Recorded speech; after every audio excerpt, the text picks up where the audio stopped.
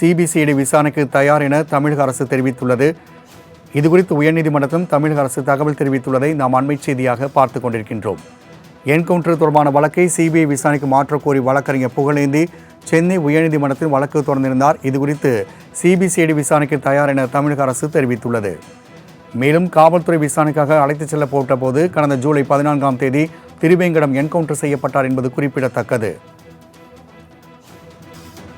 மேலும் கூடுதல் விவரம் கிருஷ்ணமூர்த்தி வழங்க கேட்கலாம். கிருஷ்ணமூர்த்தி, தற்பொழுது ஆம்ஸ்ட்ராங் வழக்கில் என்கவுண்டர் செய்யப்பட்ட திருவேங்கடத்தின் மரணம் தொடர்பாக சிபிஐ விசாரணைக்குரிய மனு தற்பொழுது வந்துள்ளது. இது குறித்தான கூடுதல் விவரங்களை பதிவு செய்யலாம். வணக்கம். பகுஜன் சமாஜ் கட்சியின் மாநில தலைவராக இருந்த ஆம்ஸ்ட்ராங் கடந்த ஜூலை மாதம் 5ஆம் தேதி படுகொலை செய்யப்பட்டார். இதில் நாகேந்திரன் உள்ளிட்ட பலர் கைது செய்யப்பட்டிருக்கிறார்கள். இந்த நிலையில் கைது செய்யப்பட்ட முக்கிய குற்றவாளியான திருவேங்கடத்தை காவல்துறை விசாரணைக்காக அழைத்து மாதாவரம் அருகே அழைத்து செல்லப்பட்ட போது கடந்த ஜூலை 14ஆம் தேதி போலீசாரை தாக்கி துப்பாக்கியை பிடுங்கி காவல்துறையினர் சுட முயற்சியாக கூறப்படுகிறது. இதையடுத்து தற்காப்புக்காக போலீசார் நடத்திய துப்பாக்கி சூட்டில் திருவேங்கடம் சுட்டுக் கொல்லப்பட்டார். இதையடுத்து திருவேங்கடம் என்கவுண்டர் செய்யப்பட்ட பகுதியில் மாதாவரம் மாஜிஸ்ட்ரேட் ஆய்வும் செய்தார்.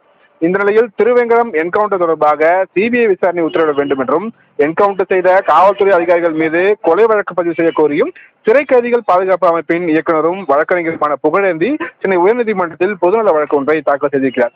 இந்த வழக்கு நீதிபதிகள் எஸ் சுந்தர் மற்றும் நீதிபதி சுதீர்குமார் அடங்கிய அமர்வு முன்பு இன்று விசாரணைக்காக வந்தது. அப்போது அரசு தலைமை வழக்கறிஞர் PS ராமன் ஆஜராகி என்கவுண்டர் தொடர்பாக மாஜிஸ்ட்ரேட் விசாரணை அறிக்கை இன்னும் அரசுக்கு கிடைக்கவில்லை என்றும், விசாரணை அறிக்கை கிடைத்தவுடன் திருவேங்கடத்தின் மரணம் தொடர்பான வழக்கினை சிபிசிஐடி விசாரணைக்கு மாற்ற அரசு தயாராக இருப்பதாக அவர் தரப்பில் தெரிவிக்கப்பட்டது. இதை ஏற்றுக்கொண்ட நீதிபதிகள் விசாரணை முடிவடையாத நிலையில் இந்த வழக்கின் கோரிக்கையை ஏற்க முடியாது என்றும், பாதிக்கப்பட்டவர்கள் தரப்பில் யாரும் இந்த வழக்கினை தொடராத பட்சத்தில் 3ஆம் நபரான வழக்கறிஞர் மூலமாக இந்த வழக்கு தாக்கல் செய்யப்பட்டதால் எப்படி இந்த வழக்கு விசாரணைக்கு உகந்தது என்றும் கேள்வி எழுப்பினார்கள். பின்னர் இந்த வழக்கில் உத்தரவிட்ட நீதிபதிகள் திருவேங்கடம் மரணம் தொடர்பான வழக்கின் விசாரணையை குறித்த அறிக்கையை தமிழக அரசு தாக்கல் செய்ய உத்தரவிட்டு வழக்கின் விசாரணையை 3 வாரங்களுக்கு தள்ளி வைத்திருக்கிறார்கள். ராம்குமார். கிருஷ்ணமூர்த்தி, தகவலுக்கு நன்றி.